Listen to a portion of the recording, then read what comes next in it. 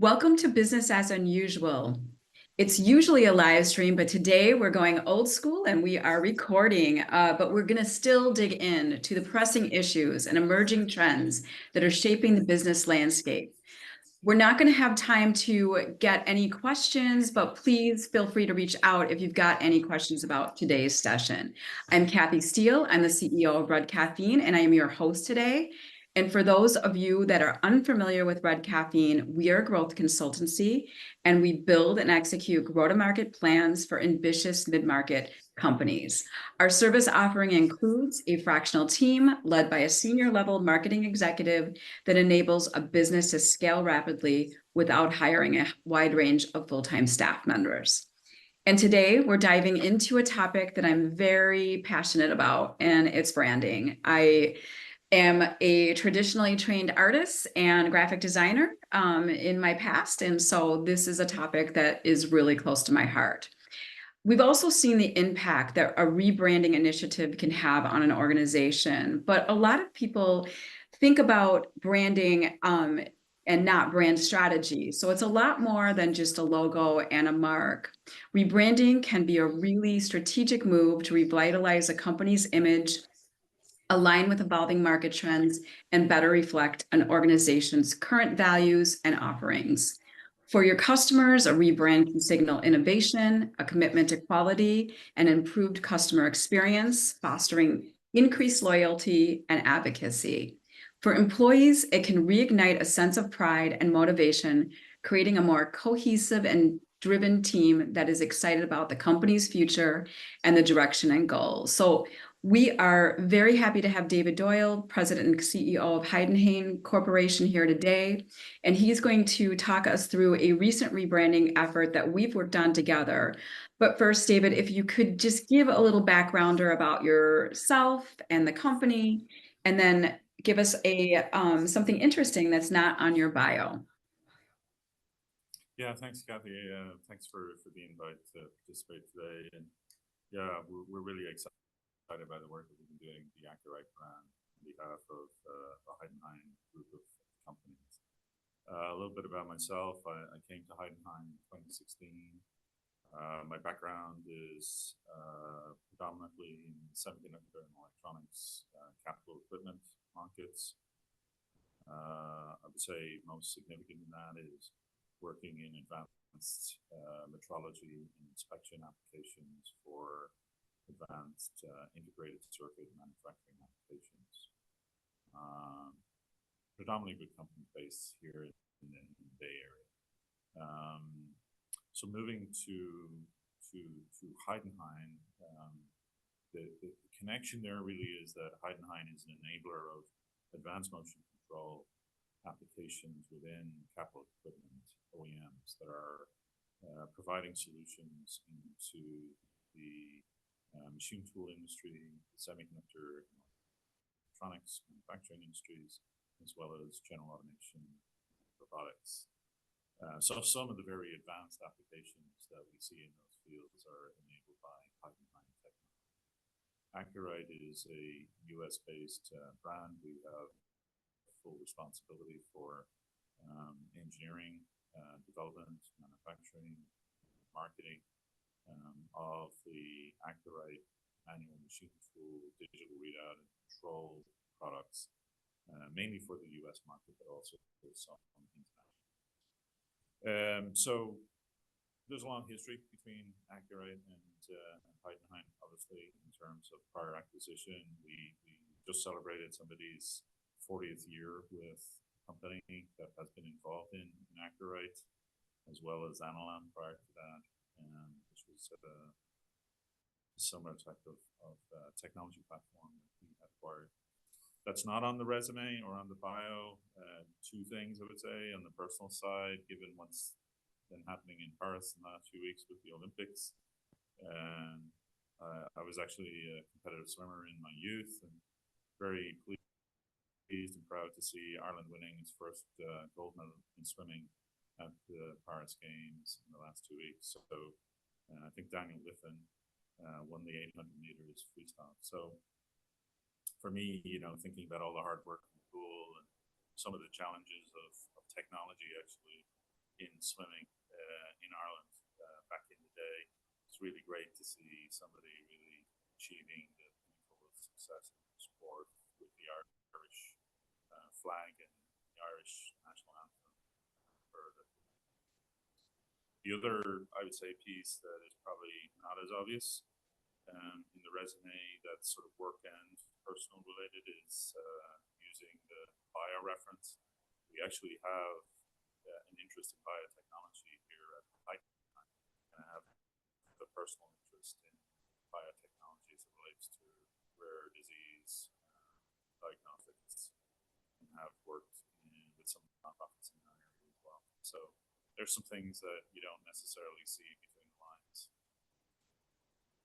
Yeah. Well, David, I want to mention that we're just still having a little tiny trouble with your volume. So if you could just speak up a little bit, I appreciate you sharing some of the history of yourself and the business, and congratulations to, your home country on the big win. And I know you're an incredible golfer, so really interesting that you're also a great swimmer. I think, where I'd want to start today's conversation is kind of digging into the why behind a rebranding effort. I mean, I think that the really interesting thing to me is, that Accurite's been in market for many years. It's an iconic brand in the marketplace, and there's a lot to a rebranding effort. So can you talk a little bit about some of the rationale and business thinking that factored in to the idea of going through a rebranding strategy? Yeah, absolutely. I mean, I would say the primary driver for rebranding came from perhaps a holistic view of how we wanted to develop a growth strategy for the brand and for the product lines involved, specifically the digital readout and the future control architectures for manual machine to an application. So the initial, I'd say, steps in that process was to restructure the product roadmap, identify our product positioning relative to competition and market opportunity, and really start to think about and execute on new product implementations. And that work really started for me anyway, at the end of 2016. We also restructured our channel partners, which was, how do we engage with customers more effectively? And as we went through that process and delivered on those goals, 2 years ago, in and around the IMTS timeframe, which is usually September every other year, we really sort of asked ourselves, a question about what did the future look like for Accurate. And when we looked at that, we realized that you can be a well-established brand and be comfortable perhaps with the brand recognition that you have, but have you really sharpened the message to your customer, right? In understanding precisely what your value proposition is. Do you really understand perhaps how the personality of the brand is interpreted through your channel partner and into end users? So when we had the opportunity to think about the plan for 2023 and 2024 leading up to IMTS 2024, we had a variety of different objectives in mind, led by product innovation and technology innovation, right, in the products. And that innovation and maybe the modernization of technology for what is a traditional manufacturing application, we felt would be complemented by a rethink of the brand itself, and really perhaps taking the opportunity to reposition the brand. In addition to that, there are some mechanisms with regard to digital marketing through website restructure, SEO, perhaps making sure that we're optimized in that area in terms of people finding Accurate as a brand. And then I would say, the other area was how do we shift towards perhaps introducing some level of e-commerce capability as well, which traditionally we wouldn't have had, and as a complementary process alongside our channel partner engagements as well. So all those things together was sort of the motivational piece towards rebranding. And one of the first steps that we took with Red Caffeine actually was to really step into a workshop and really understand what the, let's say, buyer experience is from a channel partner perspective, from an end user point of view, and also from a service perspective, after sales support. And we really dug deep into those areas and said, okay, in addition to the branding, what is it about the way we operate and execute that will ultimately align with the message that we have previously delivered, but perhaps needs to be refined in the branding process. Yeah, I feel like, like there's a visual sample of the former brand on the left, the blue brand, with, how it emerged through this process. So let's talk a little bit about the process, because I do feel like when people think about branding, they think about the logo, they think about the mark, as we talked about a little bit earlier, but there's a lot more to it. So let's talk about some of the steps that were taken. You mentioned positioning and some of the messaging. If we go to the next slide, really talking about where positioning, what it is and the opportunity it presents in a rebranding effort to really own a special place in the minds of your customers, your employees, the marketplace overall. So talk us through some of the things that are within your positioning statement here. Yeah, actually it's nicely laid out here, color coded, right? So the first real sort of step is to identify what the real motivation for your customer is in buying your technology or similar technology. And in our case, we're taking a manual system and adding technology and automation to it. And the purpose of that is to improve the profitability, right? So the first part of that is defining that sort of problem statement. What is the customer really interested in? The second thing is, well, how do we actually do that? How do we enable that, right? And how do we identify that very precisely? And that was basically to define our product positioning, which is really delivering higher precision, perhaps higher throughput, higher quality associated with the digital readout and CNC control systems that we developed in the market. The other piece of that is in the differentiation side, or what makes us special. And what really does help is that Accurite is part of a group of companies, and Heidenhain, being the parent, has a very advanced position in 5-axis machine tool applications with very advanced capabilities and technology. And we leverage that know-how. We leverage the hardware and software capabilities that come from the parent in the Accurite technology. So with that high power and depth of engineering and manufacturing capability that Heidenhain has, we've been able to sort of leapfrog in some ways technology innovation with this sort of next step of growth objective for Accurate. And we'll talk about that maybe later in the discussion.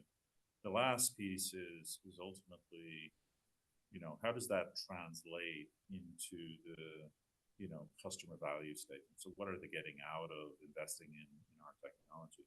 And that is defined in the green section here, which talks to efficiency, quality, and ultimately satisfaction. So that's sort of where, we sort of came from, is how do we break things down into a way that we can build it back up into a more coherent, more specific value proposition statement that can be easily digested and resonates very well with the end user of the technology. And ultimately, there's further things, right? When you look at the mark, there's a color scheme, there's a design within the mark, and the intention there is to look at, who are we trying to address and how are we trying to address in our market. And we are really enabling folks who are creative and who are in an environment that can be complex, and they're trying to solve problems. So they are creative thinkers, and that's one of the sort of key archetypes that we targeted, right? And said, well, okay, is that truly who we're selling to? And then the second piece is, how do we want to engage with our customer base? And we came up with a concept around, a very collaborative posture that we take with our customers in terms of addressing applications needs and developing solutions. And that's where the brand name extension came, right? We went from Accurate to Accurate Solutions. And there's certain differentiation there as well to help us in the digital marketing side too. So those things combined ultimately came to a change in the name, in addition of a tagline, driving precision. And then the last piece was, what is unique about the mark, or the identifier, the trademark of the brand name, and also in the design of the mark itself. So there was a lot of energy invested collectively to come up with that design and refine it such that it conveys a high technology component to our product, conveys the personality of the brand, and then the value proposition of the brand is incorporated into the name and the mark. Yeah, and I know we've got some future examples of, each piece of the branding, from the tagline to the mark, and some of those nuances that were considered. But, again, thinking about, what the brand means to customers, what it means to the marketplace, what are those things that customers value in your positioning and messaging. I think those are really critical pieces that elevate who you are as an organization and the product line itself. And I love, the complexity of being a family of brands and tying from one brand to another. I think we did a really effective job of talking about why that connection point was important to the overall product line and customer base. Moving into some of the other things that were more like building tactics of the process, we went through a lot of work in terms of identifying with a brand archetype that, for those people that really have never been through an archetyping process, it is creating that human connection to your brand. And if you think about brands overall, as you can see in this visual, there's a lot of iconic brands represented here, but each of those brands is tied to a persona or a brand archetype. And, I think if you think about Harley Davidson and the Rebel, I mean, that is completely crystal clear in that brand and their marketing and their product. So, using that brand archetyping process for the Accurate brand, you came up with two types of archetypes that were complementary for the brand exercise. Can you talk a little bit about the archetyping process and why you landed on the caregiver and the everyman? Yeah, often there's sort of difference of opinions in terms of, within a team, for instance, in terms of different people's roles of, how they perceive themselves, right, and perceive the role of the brand in the industry. For us, we focused on perhaps the value proposition piece of it, what we're bringing to the table, and why is it important, and to who is it important to. And so you have two pieces of that, right? You have the person who's working with material, right? Who's actually taking the CAD design perhaps and realizing a part in a material and using a manual machine tool to do that. So when we think about user experience, and this translates directly into the product, the feature set that we create is intended to make it easy to use in terms of user interface programming, utilization, and really looking at the specific features that are needed for the person who's in the manufacturing environment, who's troubleshooting and maybe problem solving on a daily basis. So how do we enable them to solve those problems more efficiently and more quickly with better features. And that's what sort of led us to this sort of greater persona or archetype that we were positioning towards. They're the end users, they're the people who are hands-on. On the other side, there's the, let's say, manufacturing shop owner who's looking at productivity of their investments, right? In terms of what type of technology do they want to integrate into their manufacturing process. And there's a lot of focus on automated CNC machines that can run lights out, but there's always a layer of support infrastructure in the manual machine tool space for those types of tasks that require a different type of human interface and control. So in that context, what we're trying to do is bridge perhaps between the manual operation of a machine tool into a fully automated platform. And there's certain aspects of a product line that allow us to stepwise increase the level of technology that we can apply into a CNC application. So the business owner is a key individual or group of individuals that we are marketing to. The second part of it is in our channel partner program, we want to be collaborative and supportive to enable our distributors who are also adding value by virtue of the technical skills that they bring, i.e. providing the right level of product training, the right level of support, the troubleshooting perhaps in the field during installation or maybe service or retrofit type applications. So the idea here is, well, we have to be open, we have to be transparent, we have to be engaging, we have to be focusing on excellence as it relates to customer support. So there's the pre-sales piece of that, which says, okay, what are the applications you're focused on? What's the right fit of a product solution for those applications, whether it's a bed mill, knee mill, turning application or something else. And then there's the post-sales piece, which is, okay, when you have somebody in the field that's needing components, needing technical support, product selection, what is our style of engagement in order to be a company that's easy to do business with, easy to reach, easy to get hold of, and to really, work hand in hand with the channel partners just to solve those problems that are evident in the end user environment. So, that process was a discovery process for us, right? Is to really do some work to be more aware of how well we do things, areas where we can see opportunity for improvement.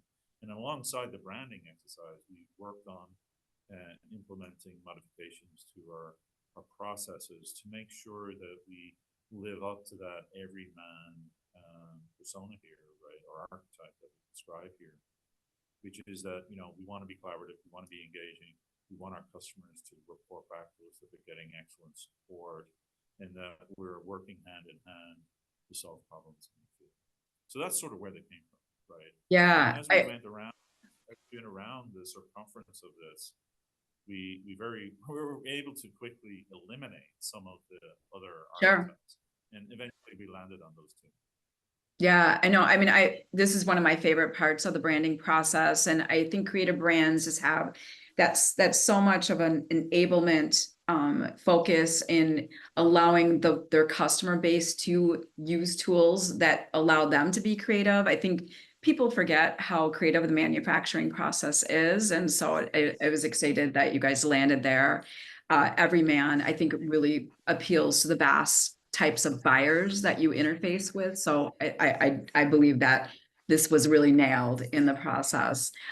So we're going to step through some of, more details on the brand itself, the logo itself, and why some of the things, the intentionality around some of the things that we did in the process. So that naming update that you referenced in adding the word solutions to the Accurate brand, can you talk a little bit about some of those pieces?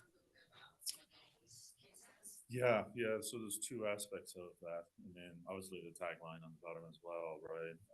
But the first is that the adding solutions to the brand name was intentional to reflect upon the fact that we have invested a lot of engineering resources in developing additional solutions that are complementary to where Accurite would have been positioned historically through, let's say, 2020.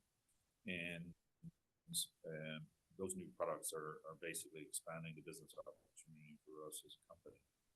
And it gives our channel partners additional portfolio of products to position alongside each other, so you can have standardization. For instance, in a schools environment where you may have an email dead mill and turning applications, how do you have a consistent learning environment for students that are developing their skills in manufacturing?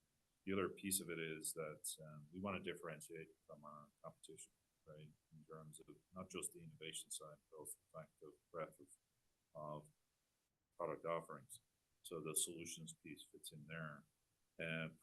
We do have an interesting issue in that we have a similar or a company that has a similar name, right? Yes. And they're actually they reside very close to us in southern Wisconsin, and we get all sorts of calls from folks who buy Accurate weather systems, and we are obviously very quiet in redirecting our those phone calls to the right place, where people aren't necessarily astute in terms of doing a quick Google search and trying to find Accurite. They come to Heidenhain in Schaumburg, but they really need to be targeting the company from Wisconsin. And so the idea here was also to change the naming configuration such that when we go to SEO, that we have the ability to better differentiate, so that more customers are coming directly to us and less confused Accurate weather customers are coming to us. So that was an interesting thing. We joked at one point that we would have a tagline said, "Not the weather company," if you remember. Exactly. Exactly. So yeah, so the tagline, powering precision. There's a certain degree of investment in this mark and naming and tagline that's intended to sort of create a sense of energy, a sense of motion, because we're a motion control company. And if you look at the tagline, the mark itself, they both resonate in that way. The design of the mark is very specific. It's got very specific symmetry, sharp points, but also rounded edges as well. So it shows the dexterity of control that's necessary in a sort of manufacturing application. And then powering precision is intended to say, well, we have the feedback from encoder technology from the group that's integrated with the digital readout and control, and the motor control that we have as well in terms of very accurate and precise machining applications. So that's why I think solutions became something really important to us, because we're not just providing a digital readout or a control interface, we're also delivering the feedback encoder technology.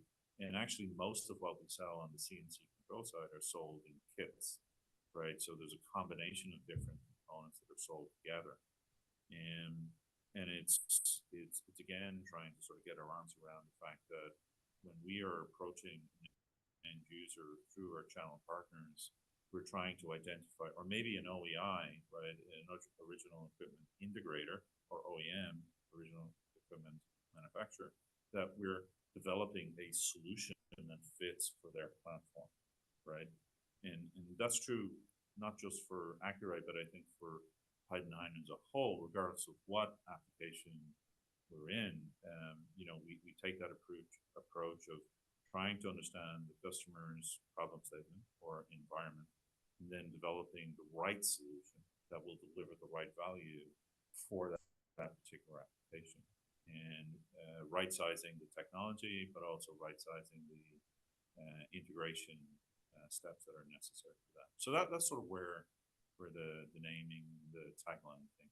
Yeah, yeah. And I mean, I think it's so interesting to kind of even just circle back to the business case. Now, while it's funny to be confused with another business, I think that it does take time away from your core offering. And so, making sure that I think we uncovered a lot of that in the SEO and early research process, and we're able to make some recommendations that would help streamline the sales process. When somebody's coming to you, they're actually coming for an Accurate Solutions product.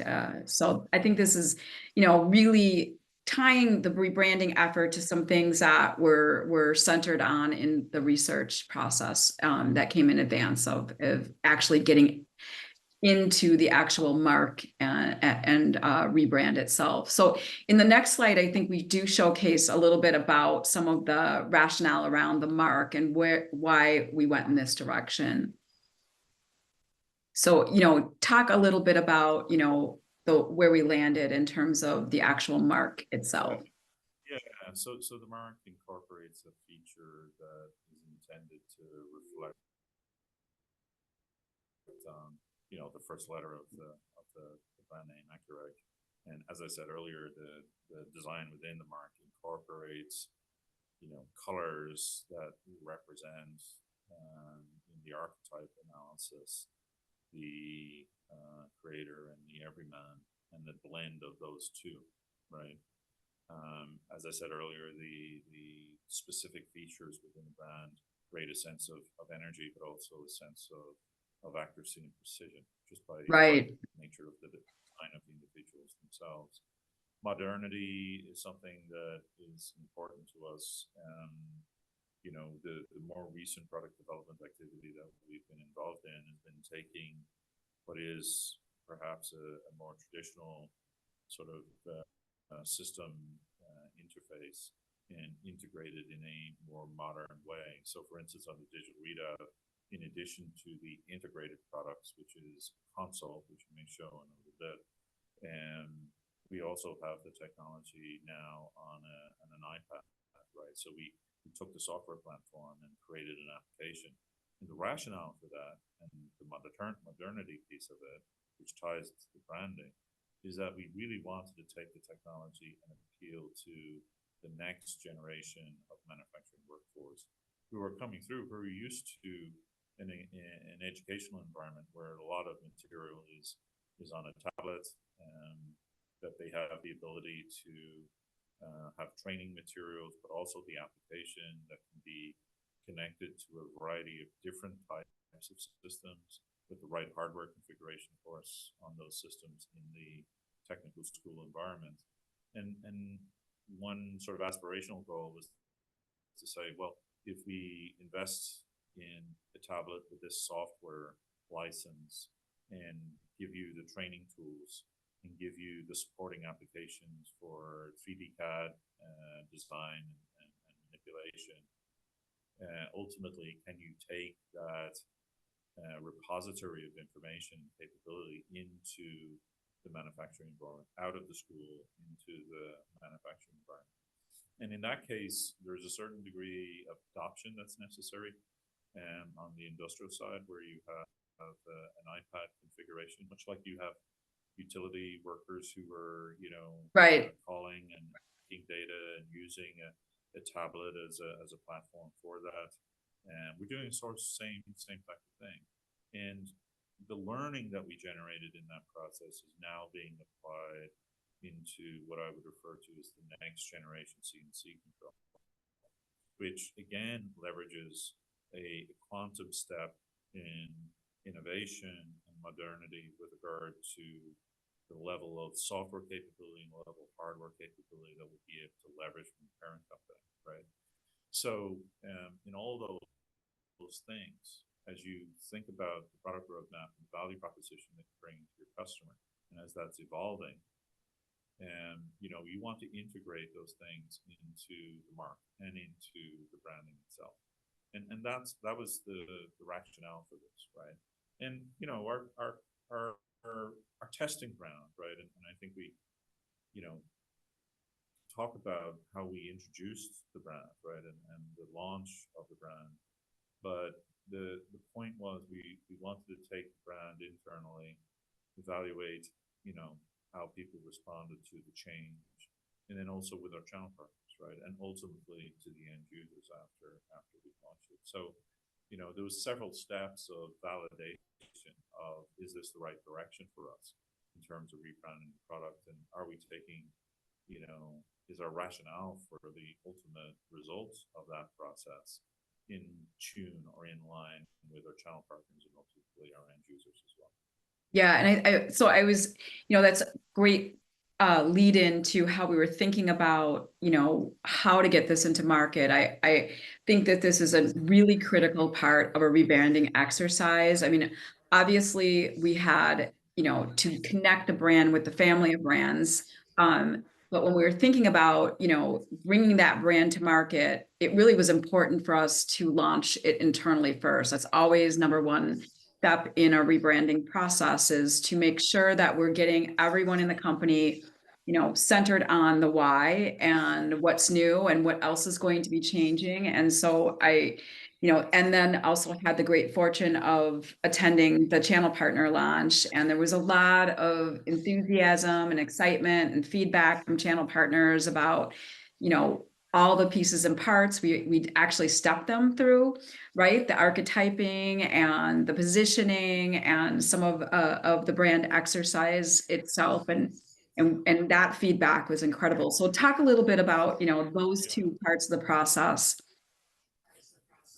Yeah, you know, it was sort of an interesting. I was away at a conference when we did that internal launch, right, where we took some of this material actually, and I would say took on the role of explaining to our staff, you know, why we were rebranding and what our objectives were, what our business objectives were, what our timeline was, and I think in that process, you know, what I tried to stress on the organization was that every person who works for Heidenhain Corporation has a contribution to Accurate. What you're showing here is a graphic that we developed some time ago, and we've added the new mark and name here into this family of brands graphic, and it's really the only place I would say where we bring all of the different brands together under the Heidenhain group. Heidenhain being the foundation, that's why it's sort of on the bottom of the picture in a larger font, but it also is represented in the top left, right, as being the parent of the brands, and that's the respectful approach that we want to take with, you know, Heidenhain as a parent company. Its proximity to Heidenhain in this chart is because it's the most important one to us in terms of business contribution, perhaps in some ways.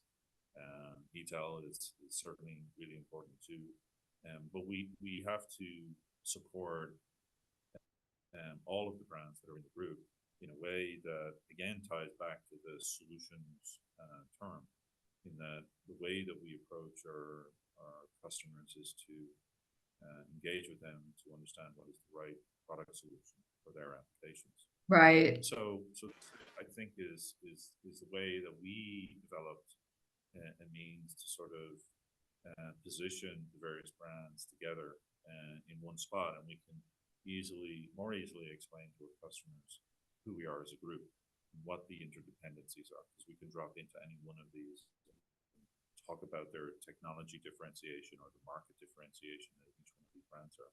Most of them are encoder companies or similar types of technology device. LTN is a slip ring technology. ETEL is you know, more of a systems group for semiconductor applications. Motors for machine tool. Line and Lindy is an industrial application. Renko is a sub-brand of Heidenhain, manufactured by Heidenhain, but it's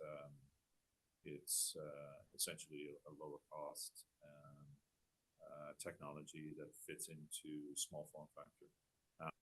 Ammo is you know, again a unique technology which is inductive encoders, which has certain advantages in certain applications, and the list goes on, right? So making sure that our organization at Heidenhain Corporation understands how important Activate is to us locally, and also what their individual contribution is to the brand. So we took that step of the first step of educating our own local workforce as to what we're doing and why their participation and association and engagement with this rebranding process is really important, and particularly in the archetype discussion in terms of, okay, what is our posture towards our customers, right? If we think about the creator and the everyman archetype.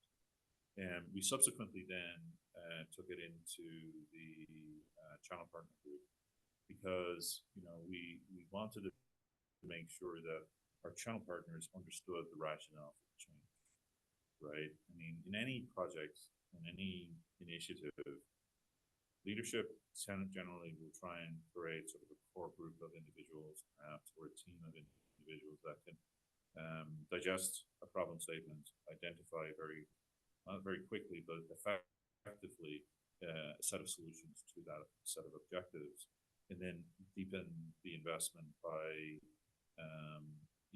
that sort of creative process of drilling down and problem solving. But then the next step is, how do you bring people with you? And the channel partners are the most important part of our value chain, in the sense that beyond the product and features that we develop, but so they were really also a critical part of the educational process. Okay, we've done a lot of work in restructuring our channel partner program, our training offerings, our educational process, and we're investing in our channel partners, and so we wanted them to feel as if they were a partner in the process. Absolutely. Yeah. And the other piece is when you come to the website, development that's in line with the rebranding effort. When you look at the shift and change of direction there, it's very much in line with that sort of delivering technology solutions and also understanding applications. And it's that partnership between ourselves and our channel partners that allow us to have that visibility, right, into the end user world and say, okay, have we got the right fit? Do we need to develop different features, different capabilities, and how do we adapt to a changing environment within the manufacturing space? So that whole chain, right, of leadership, management, staff, the folks who are at the coalface as well with our channel partners, and serving our end users, really have to understand the philosophy and the approach that we're taking in terms of how we want to drive growth, right? And it's through those relationships that we generate sales, we generate long-term commitment and loyalty, and we really want to establish that value chain in such a way that there is no other choice, right? That customers want to do business with us for very clear reasons, and that the brand is head and shoulders ahead of any other competitor in the field, right? And we respect other companies working in the same space, but at the same time, we want to make sure that the choice of technology and choice of partner is obvious to the end user and also to the channel partner that we're working with. Right. I mean, I think that, is a super important distinction when you're selling through a channel partner or distribution channel. It is really important to always be timely and relevant, and be, having them focus on your brand and your product line, because they might have other competing priorities. And so the more you can help them help you, I think that's like a really critical part of that type of a go-to-market strategy when your sales team is through channel partner sales. In terms of the brand overall, there was a lot of other elements that were going to be impacted by this refresh brand. So we'll show some of the product implications here. It shows. We'll talk a little bit about some of the other things that were impacted by this rebranding. Yeah. So obviously, when you're relabeling something, right? We want to make sure that we have everything in place in a sort of coordinated way. So what we did was we targeted a timeline for introduction of the brand, at the end of July of 2024, anticipating that we would be engaging with customers at IMTS in September. Right. So this runway right ahead of time.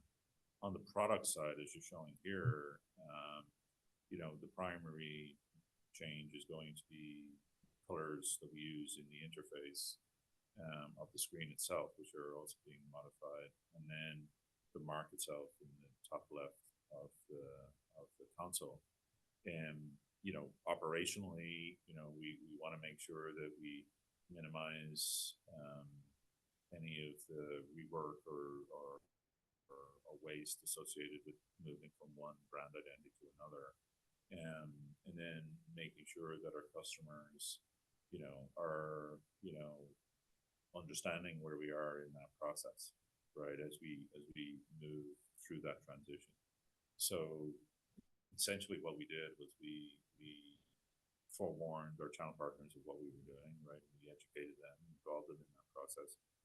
We targeted IMTS as to when we would be going live with product, right, in this new branding format. But we also wanted to have a little bit of a runway where our end user community could see what we're doing. And that's what we did by perhaps an earlier digital launch, right? And that's what happened. And then, of course, with our staff, we've been, making it abundantly aware that for them that we're at this point in the product launch, and they've been sort of seeing some of the collateral that we've been generating as well, and some of the things that Red Caffeine have been doing to support us in the swag and the gifts, including cookies that you guys sent last week. Oh, yeah. Even edible branding. Exactly. Yeah, exactly. Which I thought was really cool, right? Because, feeding the troops, I guess, and the treats that you sort of surprise people with are helpful to get that level of engagement and understanding of, okay, we're here. Yeah, I feel like, sometimes it's not really thought through. There was a lot of things that this was going to impact. And so, developing that roadmap, developing, a list of all the assets that it would impact. I think on the next slide, we just showcase some of the other things that have been refreshed throughout this rebranding process. And then, lastly, we just most recently relaunched the website with the new branding. So talk a little bit about the website, some of the new features and enhancements in terms of your channel partner locator, some of the features that were added in. This is huge. Yeah, this is huge, for us in that, the buying behavior has certainly changed over the years, and a lot of interested parties are doing internet research in terms of who are the players in any given market, and what we wanted to translate was obviously the overall look and feel of the new brand itself, the mark integration. But I think what's more important than that is the content of the information that we're sharing. There's a lot of deep technical content, of course, on the products that's available through the website, and that's been translated very well. I think what sets us apart is the emphasis on the use cases and the case studies, and we really see the value of that. And you see that both in the web in interface, but also in social media, where when we post success stories that have a human component, or maybe they're an interesting, unique application of the product, you get a lot of engagement from people. Yeah. Right. If it's a straightforward plan, technical post, folks are interested, but what they are really interested in is the impact that the technology is having. And it's not always the technical content that people necessarily resonate with. It's more the human story as it relates to how the technology is used. One area that was a very strong focus for us was, the channel partner locator capability. And this is something that we feel strongly about, not just on the website, but also when we come to introduce an e-commerce solutions, that our goal is to be able to provide easy access to buying equipment and technology from accurate solutions. And our channel partners are part of that process. So what we're doing is we've streamlined our channel partners, right? And we're trying to give them the tools that will make it easier for them to purchase equipment from us, either for inventory purposes or for immediate end user applications. On the other side, when we have customers coming to us and finding us and looking for somebody to reach out to, either they can come directly to us and we will, engage with them on their applications questions. But whether it's a human on the end of the phone, right, or a Teams meeting, or whether it's a channel partner in the field that's working on behalf, we have the means to be able to move the conversation towards the channel partners, where you may have a local expert who can go on site, who can look at their application in real terms and provide support to them in terms of evaluating the right type of solution that is necessary for their application, and then ultimately be the conduit by which the product is delivered and ultimately technical support. So that locator piece is really important to us.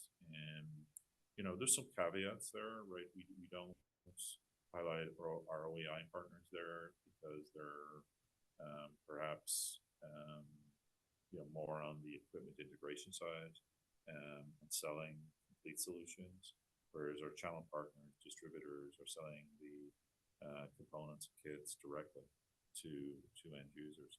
And then the other piece is that we're very conscious of the relationship that we have with channel partners that are exclusive to us, right? And that loyalty that exists within the channel partner value chain. So we try and be respectful in all of those areas and make sure at the end of the day that the end user is getting the right information for them to connect with us or connect with our partners who are local to them.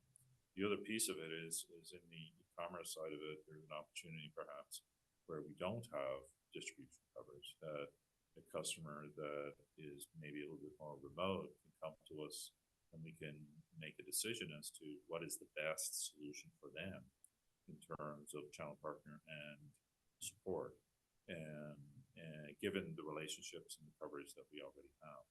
So that's a sort of work in progress, and it's something that we're continually refining.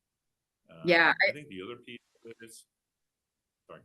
Go ahead. I think what you were saying, really touched on some of the early work, that was done around the different buying habits. We're really trying to meet customers where they're at in their decision-making process. So they're ready to buy, introducing a channel partner to help them through that purchase.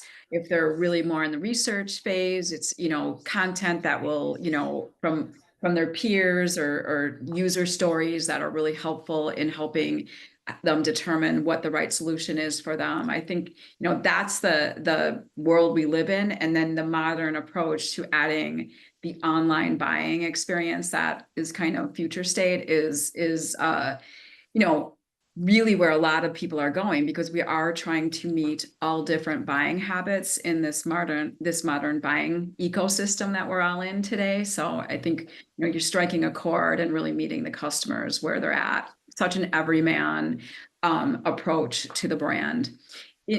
David, I know there's a couple other things that are exciting and upcoming. Talk a little bit about what's next. What is on the forefront? Yeah. So the rebranding piece is a component of many others, right, associated with Accurate, but also associated with Heidenhain Corporation as a whole, right? It's part of the story, part of the journey that we're on. And, one of the objectives for me as a business leader is to say, okay, how do we reshape our footprint and our interface with our markets? So the reason why you see the Bay Bridge in the background, right, is that I'm on the West Coast.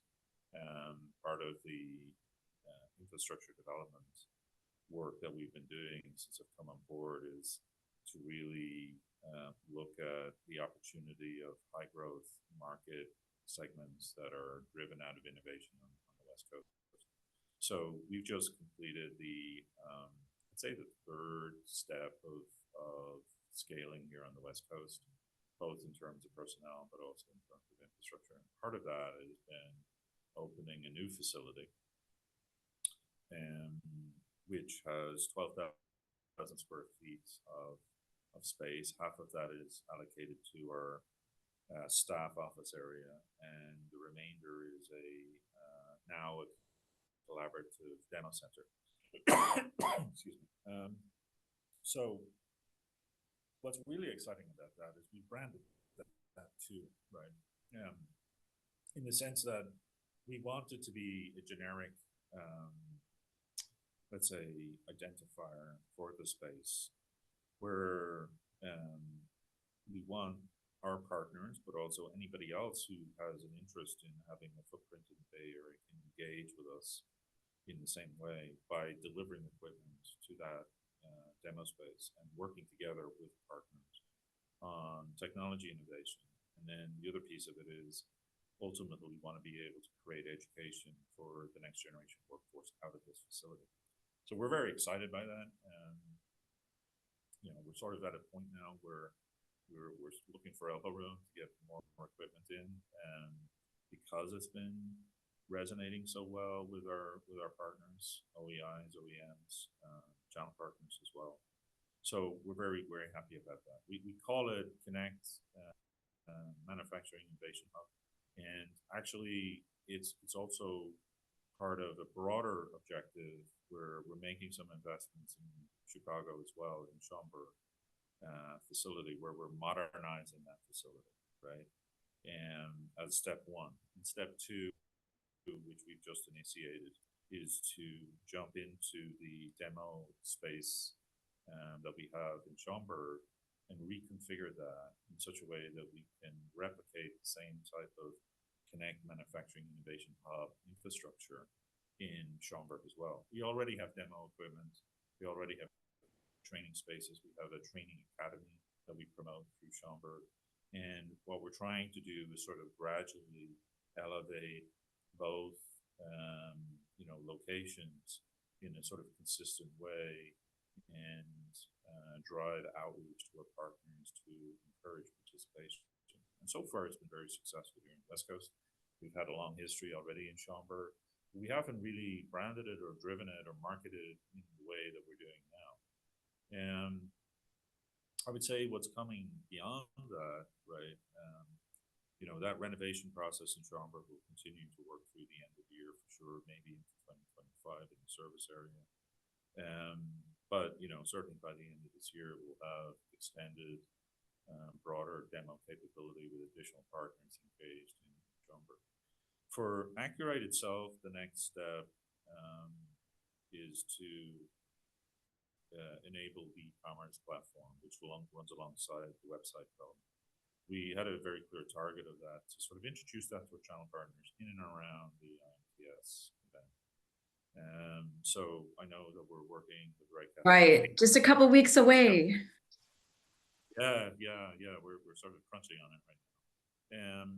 But what's also interested in is that show is going to be a place where we'll be able to showcase the new branding.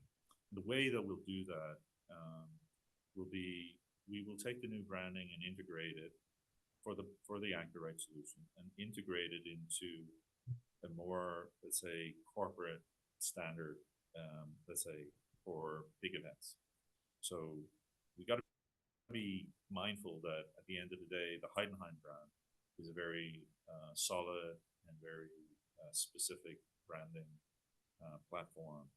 And when we integrate changes like this, we have to do that in a sort of respectful way to the parent company as well. So we will have Heidenhain, or we will have Accurate Solutions front and center on the IMTS booth. The mark itself will be integrated into supporting material for the displays that we have at the show. And then we have some new technology that is sort of at the prototype level. And last week, actually, I was in, 2 weeks ago, I was in New York with the engineering team, getting an early view of what's going to be presented at IMTS in that sort of soft introduction phase for this new product. And I'm really, really excited by it. It sort of creates an emotional response when you see a product that's being realized that has taken, 18 months, 2 years to take from concept to reality. And when you can touch it, feel it, drive it, see software operating on a hardware platform that's been designed from the ground up with, technology and components coming from, the mothership, and you're integrating it in a way that uniquely resonates with Accurate customers, is very powerful. So IMTS is an important event for us in that context. I would say that, it's probably not going to be a broad, open sort of introduction of the product as such. It's more of a soft introduction because there's a variety of other development objectives that we still need to work on through early 2025. So, the likelihood is that mid-2025 will be sort of launching that product in earnest, right, to the market. And, we want to get feedback in between now and then, right? So yeah. Well, I think, it speaks to, your view and on collaboration. I think that the innovation hubs, just being able to, meet customers, meet channel partners, be able to share, share innovation and work collaboratively hand in hand with emerging workforce. That is so exciting. And it just is, there's just a lot to come through the end of this year and into 2025. So with that, I want to give, everyone a chance to learn how to reach out to you, David. If there's a question, David is reachable through his email address or LinkedIn. If you've got a question about rebranding or the process, you can reach out to him about his experience, as well as if you've got a question about any of the Accurate or Heidenhain brand products. I think one last question I'm going to leave you with, David, is, what would be the one thing you'd tell another leader who's thinking about starting a rebranding effort? Yeah. First of all, choose the right partner. I think that's really important, obviously. Yeah. And not feeling self-serving either. I think you do want the right chemistry and partner. You want to have the right chemistry, right, in that process, because in reality, what you're doing is you're opening the door to, your personality as a company and the personality as a product or a brand. The second part of that would be to say, go deep, right? Go challenge your assumptions, right? Make sure that you have good market intelligence, right, in terms of where you sit, right? And that can be very technical, I would say. But you have to get to the softer piece of that, right? It's what is the perception of the brand in the market, and that's where you have to be brutally honest about, some of the things that you have to really address before you can have a successful relaunch effort, right? And redefinition. So that would be the other thing. And the other thing is validate, right? So at every step along the way, make sure that you're, on track, that you're validating, where you are in the process, both in terms of execution, but also I think in terms of the reception of your channel partners and also of your staff and also of your customers. And I know that my team has done a really outstanding job of doing all of those things, right? In terms of coming up with product ideas, coming up with concepts, and realizing them, engaging with our channel partners and getting feedback. A difficult process is product naming as well, right? So, some of the future stuff that we're looking at is we're right in the midst of sort of creating that sort of product identifier. So, it's a question of being open to change, but also going deep and making sure that you are honest in the process of evaluating where you are and where you can go to. And then it's commitment, right? It's just seeing it through all the way to the end result. And remember, we're results driven. So, the context of all of this is very much in terms of how do we grow the top line of our business and how do we improve the bottom line in the process. So, back in 2018, we had one view where we wanted to be. And actually, that's one of the things that we started out at the very beginning of our workshop process is what are we defining as our goals in terms of growth? We have to understand the ebb and flow of markets. We don't control everything. So focus on what you can control. Make sure you validate and make sure you see it all the way. Yeah, it's definitely an art and science, but it is, it should be rooted in business strategy. And I think, the collaboration was incredible on this process. So thank you so much for being with us today. I want to thank our sponsors, HR Source and M3 Learning. They really help make sure that we're providing this incredible content for the business community and leaders in that community. And I want to tell you a little quick update about our next event. I can't believe we are thinking about 2025, but we are going to be talking about B2B growth trends from automation to acquisition and what business leaders should have on their roadmap for 2025. We're going to be joined by two Red Caffeiners who are working, with lots of different clients and leaders in the space. And we're going to talk about things like AI and marketing on sales automation and e-commerce, as well as, what's happening in the M&A market. A lot of our clients are going through some type of transaction with their business. Is there an opportunity for you to extend capabilities or think about optimizing your business in terms of sales and valuation? So really excited to talk about this. Really can't believe it's almost the fall. So stay tuned and join us on September 12th. And with that, David, I want to thank you so much for being with us today. I appreciate your time and stepping us through, the process of this rebranding effort. It's been such a pleasure to work with you and your team. Thank you to our audience for sticking with us and attending today. I really appreciate that.